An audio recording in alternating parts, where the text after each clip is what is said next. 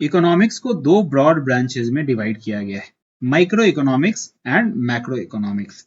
आज के क्लास में हम जानेंगे कि इकोनॉमिक्स के इन दोनों ब्रांचेस में किस किस चीज की पढ़ाई की जाती है। लेकिन सबसे पहले हम ये जान लेते हैं कि आखिर इकोनॉमिक्स होता क्या है। अगर मैं बिल्कुल ही साधारण तरीके से समझाने की कोशिश करूं तो हमारे आसपास जितने भी रिसोर्सेज हैं, संसाधन हैं, इन संसाधनों का सोसाइटी एज अ होल किस तरह से इस्तेमाल करती है, इस पढ़ाई को ही हम इकोनॉमिक्स कहते हैं। How society usage it's scarce resources. यहाँ सवाल ये आता है कि इसकी अलग से हमें पढ़ाई करने की जरूरत क्यों पड़ी। तो इसका आंसर बिल्कुल साफ है, सिंपल है, क्योंकि ये रिसोर्सेज स्कैर्स हैं, ये कम मात्रा में है, लिमिटेड अमाउंट में है, तो इनका हम अंधाधुंध इस्तेमाल नहीं कर सकते। फिर चाहे वो लैंड रिसोर्सेज हो, लेबर हो, लोगों के पास जो टाइम का रिसोर्स है, कैपिटल हो, या फिर क्रूशियल रिसोर्स जैसे कि कोल, नेचुरल गैस, ऑयल, या फिर आजकल बहुत ज्यादा ही चर्चा में है rare earth resources. Rare earth क्यों चर्चा में है? चाइना और यूएस के बीच चल रहे जो टैरिफ वॉर है, ट्रेड वॉर है, इसमें रेयर अर्थ को चाइना एक लेवरेज की तरह इस्तेमाल कर रहा है। China is the largest producer of rare earth right now in the world. अगर रेयर अर्थ का सप्लाई चाइना यूएस में रोक देता है तो यूएस की बहुत सारी इंडस्ट्री को काफी भारी नुकसान उठाना पड़ सकता है। इसलिए China is using rare earth as a leverage, as a tool for getting a favourable deal from the America. खैर, इसके बारे में बात कभी और करेंगे। ये रिसोर्सेज हमारे पास लिमिटेड अमाउंट में है, इसलिए अंधाधुंध इसका इस्तेमाल पॉसिबल नहीं है। तो बेस्ट पॉसिबल वे में सबसे ज्यादा एफिशिएंट तरीके से किस तरह से इन रिसोर्सेज को हम इस्तेमाल करें, इस पढ़ाई को ही इकोनॉमिक्स कहते हैं। इकोनॉमिक्स के दो ब्रांचेज हैं, माइक्रो और मैक्रो इकोनॉमिक्स, ये हमने अभी देख लिया था। अब शुरुआत करते हैं माइक्रो इकोनॉमिक्स क्या होता है। देखो, माइक्रो इकोनॉमिक्स समझाने के लिए मैं दो तरीके के एग्जाम्पल का यूज करूंगा। सबसे पहला एग्जाम्पल मैं लूंगा गूगल मैप से। मैं माइक्रो इकोनॉमिक्स को गूगल मैप से कंपेयर करूंगा। और दूसरा एग्जाम्पल लूंगा मैं फॉरेस्ट का। मैं माइक्रो इकोनॉमिक्स को फॉरेस्ट से भी कंपेयर करूंगा। सबसे पहले बात कर लेते हैं micro economics in terms of Google map. Google map मैं उम्मीद करता हूं आप सभी ने इस्तेमाल किया होगा।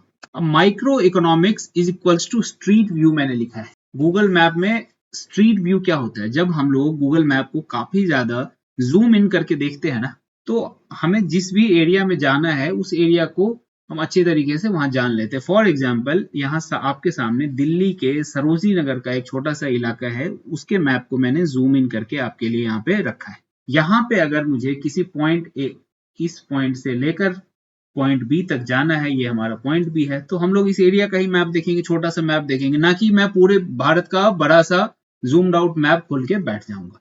गूगल मैप में जब हम स्ट्रीट व्यू देखते हैं तो ये स्ट्रीट व्यू ही माइक्रो इकोनॉमिक्स के बराबर है। किस तरह से बराबर है? जब आपने स्ट्रीट व्यू देखा तो आप, एक बहुत बड़ा देश है भारत, उसके अंदर नेशनल कैपिटल टेरिटरी है दिल्ली, उस दिल्ली के अंदर एक छोटा सा इलाका है सरोजनी नगर, उस सरोजनी नगर के अंदर भी ये 4-5 स्ट्रीट का जो एरिया है, आप इस पे ही फोकस कर रहे हो। ठीक उसी तरह अगर हम इकोनॉमिक्स की बात करें तो छोटे छोटे इकोनॉमिक यूनिट, जैसे कि कोई एक कंपनी, कोई एक पार्टनरशिप फर्म, किसी एक फैमिली के फाइनेंसेस, अगर इस तरह की चीजों की हम बात करेंगे तो वो माइक्रो इकोनॉमिक्स का डोमेन होगा, माइक्रो इकोनॉमिक्स में की जाने वाली पढ़ाई होगी। ठीक इसके विपरीत, इसका उल्टा, अगर मैं मैक्रो इकोनॉमिक्स की बात करूं तो गूगल मैप से अगर मैं इसे कंपेयर करूं तो this will be equivalent to satellite view.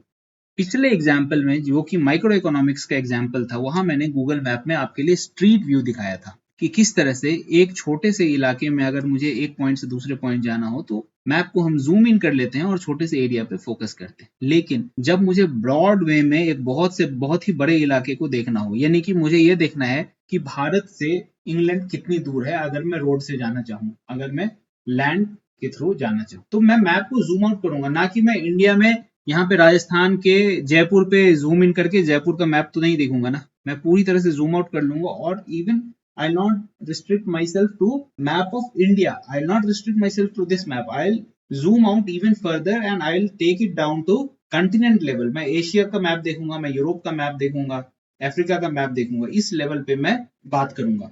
ठीक इसी तरह इसको अगर मैं इकोनॉमिक्स के टर्म में समझने की कोशिश करूं, तो जब मैं एक पूरे देश की इकोनॉमी की बात करूं, यानी कि मैं जीडीपी की बात करूंगा, मैं इन्फ्लेशन की बात करूंगा, मैं अनएम्प्लॉयमेंट की बात करूंगा, मैं ट्रेड डेफिसिट की बात करूंगा, इस तरह की बातें जब होंगी जो कि पूरे कंट्री को, इकोनॉमी के एक बहुत बड़े यूनिट को एज अ होल इफेक्ट कर रही हो, तो ये सारी कुछ हो जाएंगी मैक्रो इकोनॉमिक्स का डोमेन। इन सारी पढ़ाई को करने वाला जो इकोनॉमिक्स का सब ब्रांच है वो होगा मैक्रो। तो उम्मीद करता हूँ गूगल मैप की उपमा से मैंने आपको मैक्रो और माइक्रो के बीच का जो डिफरेंस समझाने की कोशिश की वो आपको समझ में आया होगा। माइक्रो इकोनॉमिक्स यानी कि एक छोटा सा एरिया, स्ट्रीट व्यू। इसको इकोनॉमिक टर्म्स में समझें तो किसी एक कंपनी के इकोनॉमिक डिसीजंस की बात हो जाए या फिर किसी फैमिली यूनिट के इकोनॉमिक डिसीजंस की बात हो जाए तो वो माइक्रो इकोनॉमिक्स का डोमेन है। लेकिन अगर मैं पूरे कंट्री एज अ होल को एक इकोनॉमिक यूनिट देखूं और वहां पे मैं समझने की कोशिश करूं जीडीपी इसका किस तरह से बढ़ रहा है या घट रहा है, इन्फ्लेशन की दर क्या है, अनएम्प्लॉयमेंट कितना है, ट्रेड डेफिसिट क्या है कंट्री का, ये सारा डोमेन हो जाएगा मैक्रो इकोनॉमिक्स का। एक और एग्जांपल के थ्रू इसे समझने की कोशिश करते हैं। देखो अभी मैंने गूगल मैप के एग्जाम्पल से समझाया, आगे बात कर लेते हैं फॉरेस्ट के एग्जाम्पल से। अगर एक बहुत ही बड़ा जंगल है लेकिन मैं उस जंगल में पूरे जंगल पे फोकस ना करके सिर्फ एक ट्री पे फोकस करूं तो वो माइक्रो इकोनॉमिक्स होगा। क्यों? क्योंकि एक बहुत ही छोटे से यूनिट पे मैं फोकस कर रहा हूँ एक बहुत बड़े जंगल के। जंगल में बहुत सारे पेड़ हैं, हजारों पेड़ होंगे, मैं एक पेड़ पे फोकस कर रहा हूँ।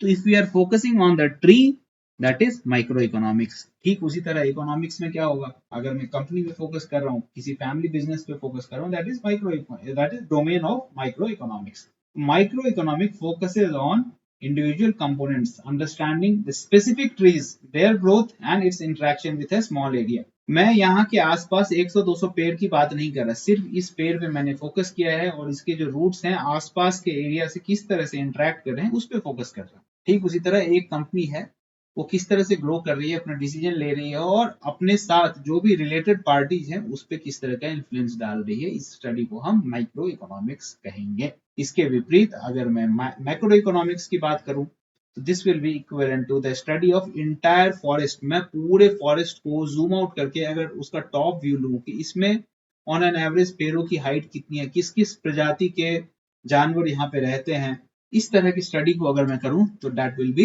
Domain of macro economics. अगर इसे एग्जांपल लूं मैं इकोनॉमिक टर्म में, ऑलरेडी मैंने आपको बता दिया, पूरे कंट्री के इकोनॉमी को स्टडी करूं, उसके इनकम को जानने की कोशिश करूं तो जीडीपी की बात होगी, इन्फ्लेशन की बात होगी, महंगाई कितनी है, ट्रेड डेफिसिट की बात होगी, अनएम्प्लॉयमेंट की बात होगी, ये सारा डोमेन होगा मैक्रो इकोनॉमिक्स का। दो एग्जाम्पल मैंने दिए गूगल मैप और फॉरेस्ट का। उम्मीद करता हूं आपको माइक्रो इकोनॉमिक्स और मैक्रो इकोनॉमिक्स के बीच का डिफरेंस समझ में आ गया हो। अब आगे बढ़ते हैं और डिटेल में बात कर लेते हैं माइक्रो इकोनॉमिक्स होता क्या है। तो देखो माइक्रो इकोनॉमिक्स जो है ये टर्म इनिशियली ये जो माइक्रो लिखा है it has been derived from a Greek word micros, its meaning is small. तो स्मॉल क्यों कहते हैं ये मुझे अब आपको बताने की जरूरत नहीं है क्योंकि एक छोटे से इकोनॉमिक यूनिट पे हम फोकस करते हैं और यहाँ पे वही मैंने लिख रखा है आपके लिए स्लाइड में कि it focuses on individual economic units like a particular company, a particular firm, a family business। इस तरह के छोटे छोटे इकोनॉमिक यूनिट्स किस तरह अपने रोजमर्रा के इकोनॉमिक डिसीजंस लेते हैं, how they take their economic decisions, इस तरह की पढ़ाई को हम करेंगे तो वो डोमेन होगा माइक्रो इकोनॉमिक्स। फॉर एग्जाम्पल अगर आप मान लो कि किसी इलाके में बम्पर वीट की हार्वेस्टिंग हुई, जबरदस्त हार्वेस्टिंग हुई और वीट बहुत ज्यादा मात्रा में मार्केट में आ गया है, तो यहाँ पे वीट किस प्राइस में बेचा जाना चाहिए ये जो डिसीजन होगा that decision will be the domain of micro economics. क्योंकि अब इससे देखो इफेक्ट कौन होगा, जो बेचने वाला है वो चाहेगा कि प्राइस ज्यादा रहे लेकिन सप्लाई बहुत ज्यादा हो गई मार्केट में तो नेचुरली उसके दाम कम होने की वहां पे अच्छी खासी संभावना है। तो यहाँ पे जो डिसीजन लिया जा रहा है that decision is domain of micro economics. Micro economics is also bottom up approach. इसे बॉटम अप अप्रोच क्यों कहते हैं ये एक बार मैं आपको समझा देता हूँ।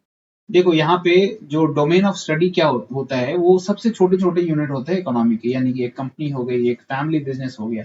ये कंपनी या फैमिली बिजनेस किस तरह अपने इकोनॉमिक डिसीजंस लेती है, सबसे पहला हमारा जो स्टार्टिंग पॉइंट होता है वो यही होता है। इसलिए हम सबसे bottom of the economic hierarchy start करते हैं, इसलिए माइक्रो इकोनॉमिक्स को हम लोग बॉटम अप अप्रोच भी कहते हैं। माइक्रो इकोनॉमिक्स के डोमेन में हम किस किस चीज की पढ़ाई करते हैं, किन चीजों पे बात करते हैं वो एक बार ब्रीफ में समझ लो। देखो पहली चीज यहाँ पे मैंने आपके लिए लिख रखी है सप्लाई एंड डिमांड।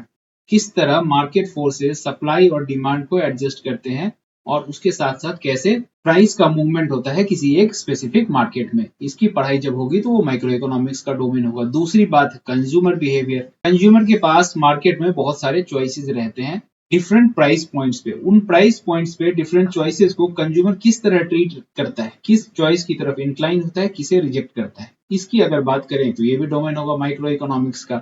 अगर मैं बात करूं प्रोडक्शन कॉस्ट की, तो यहाँ बात होती है कंपनी किसी एक प्रोडक्ट को बनाने में डिफरेंट स्टेजेस पे उसे डिफरेंट कॉस्ट इनकर करना होता है। किस कॉस्ट को इनकर करना उसकी मजबूरी है, कहाँ पे वो कॉस्ट कट कर सकती है जिससे कि वो अपने प्रोडक्ट को एक कम्पिटेटिव प्राइस पॉइंट पे मार्केट में लॉन्च कर पाए। इस पढ़ाई को भी हम लोग माइक्रो इकोनॉमिक का डोमेन मानेंगे। साथ ही साथ प्राइस फॉर्मेशन, मार्केट में प्रोडक्ट को किस प्राइस पे बेचा जाना चाहिए, और मार्केट स्ट्रक्चर यानी कि मार्केट में हमारा कंपटीशन है या मोनोपोलिस्टिक मार्केट है, इन सारी चीजों की पढ़ाई जब होगी तो वो माइक्रो इकोनॉमिक्स का डोमेन होगा। उम्मीद करता हूँ माइक्रो इकोनॉमिक्स आपको समझ में आ गया होगा। अब बढ़ते हैं और आगे बात कर लेते हैं मैक्रो इकोनॉमिक्स की। जिस तरह माइक्रो इकोनॉमिक्स माइक्रोज वर्ड से निकल के आया है जो कि एक ग्रीक वर्ड है, ठीक उसी तरह मैक्रो इकोनॉमिक्स भी मैक्रोज वर्ड से डिराइव हुआ है। Macros means large. लार्ज क्यों है ये ऑलरेडी आपको मैं समझा चुका हूँ, क्योंकि मैक्रो इकोनॉमिक्स का फोकस ही लार्ज इकोनॉमिक यूनिट से, जैसे कि पूरी कंट्री की जीडीपी, कंट्री का इन्फ्लेशन, कंट्री का अनएम्प्लॉयमेंट वगैरह वगैरह।